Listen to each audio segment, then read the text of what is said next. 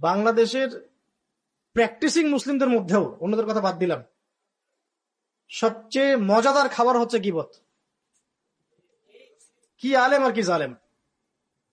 Practising মুসলিমদের মধ্যেও সবচেয়ে মজাদার খাবার হয়ে গেছে এখন গীবত। ইল্লা মাশাআল্লাহ, আল্লাহ যাদেরকে বাঁচিয়েছেন তারা বাদ। সবচেয়ে মজাদার খাবার এটা, খুব টেস্টি। একবার খাইতে শুরু করলে পেটই ভরে না।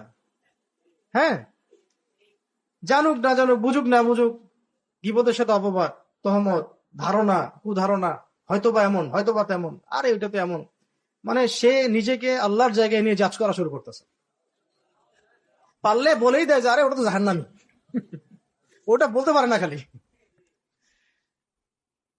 তো এগুলো দিয়ে ভাই দিনের ওই কাঙ্ক্ষিত বিজয়টা হবে না। ইব্রাহিম আলাইহিস সালামের মতো আমাদেরকে আগে এইভাবে কওমকে প্রশ্ন করা শিখতে হবে যে মাযা তা'বুদুন, কিসের ইবাদত করতেছো তোমরা, এগুলা কি করতেছো তোমরা।